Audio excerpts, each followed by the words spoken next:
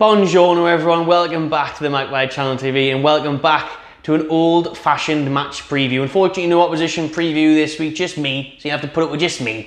But it's for an old-fashioned 3 o'clock kickoff, Saturday, St James's Park, Bournemouth at home. Lovely stuff, eh? Glad football is back. Obviously, last week's game was cancelled due to the Queen's passing, and some of them are still cancelled this weekend with the funeral taking place on Monday.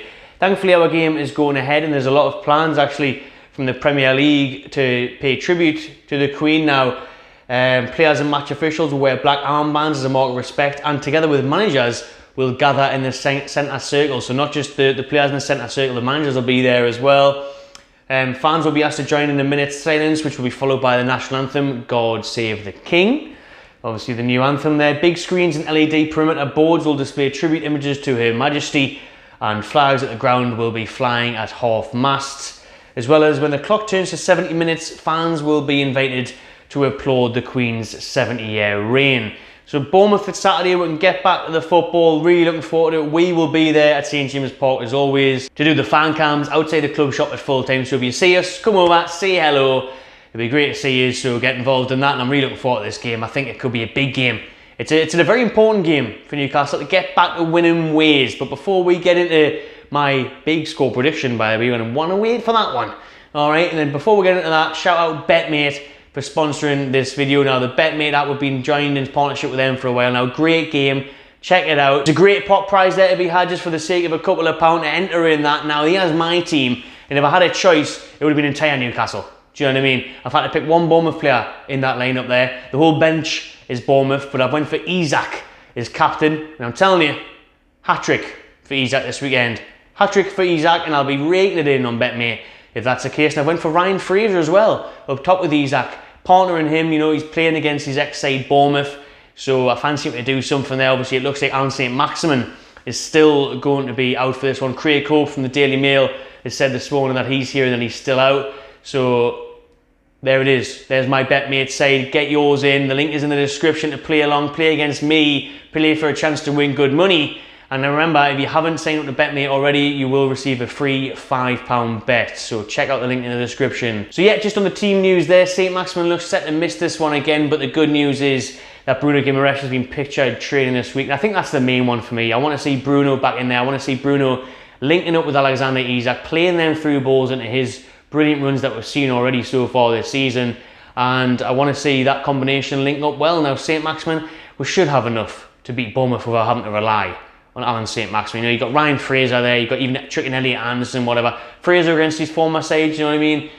Eddie Howe is the big one, isn't it? You know what I mean? Coming up against his former side, Eddie Howe. It's going to be a strange one for Eddie Howe. The first time he's played against Bournemouth as a manager of a different club. Obviously, he was Bournemouth, you know what I mean? Eddie Howe FC. He took them from nothing. He took them from the bottom of the football pyramid all the way up to the Premier League, solidified them there. So he did an unbelievable job there. He's been out of the game for a couple of years, came to Newcastle. This is the first chance he's had to play against his former side. So it'll be an emotional one for him. But you know Eddie Howe, he's very professional. He's a workaholic. I'm sure he's there just to get the job done. But it will be a bit of a test for him. It will be a bit emotional for him. It'll be a strange one for him. It'll be an interesting game. Obviously, Bournemouth or without a manager. Well, they've got Gary O'Neill now. I'm not sure if that's a permanent appointment, but he obviously won his first game. They sacked ex-Newcastle midfielder Scott Parker after just 4 games, which is obviously a bit harsh, but he had a falling out with the owners and stuff. So Gary O'Neill, see how he gets on. But for me, this game this weekend, come on. Like, no disrespect to Bournemouth, but they are probably the worst team in the Premier League. I think they will finish bottom. You look around, they've got Kiefer Moore up top. Do you know what I mean? He's 7'7", he belongs in the WWE. You know what I mean? He's playing up top for them. He only cost a couple of million. Unlike the other teams around them, Forest obviously spent enough money to buy a new academy women's team and the first team. You know what I mean? They've got 400 new players. So they've got that. They've got talent in there as well. They spent money. Fulham have got Mitrovic up front, Leno on goal, spent a bit of money. Bournemouth don't really spend much money now. Obviously, Solanke's up top. He scored in his last game. Eddie Howe signed him for a big fee. So they've got 1 or 2, but I just think when you look around, they're not Premier League quality for me. And I think they will go down. I think they'll be in trouble this season. So unfortunately for them, they're probably looking at back to the Championship. You never know. But when you look around the Premier League table, I see them as one of the weakest ones. And this will probably come back to bite us when I've said this, because I think Newcastle will dominate this game on the weekend and dominate it convincingly. Now, Newcastle's results this season haven't quite matched the performances for me. I think the performances have deserved better. You look even just in recent weeks, the points that have been dropped. I mean, Man City, 3-1 up. Should we have had all 3 points? That one doesn't bother us that much because it's Man City. We still didn't get beat. We got a point out of the game. The Liverpool one, I just know through the rant, that really bothered us. So that should have been 2-0 us. 2-0 Isak, he's onside, nothing the matter. 3 points. At the very least, it should have been 1 point.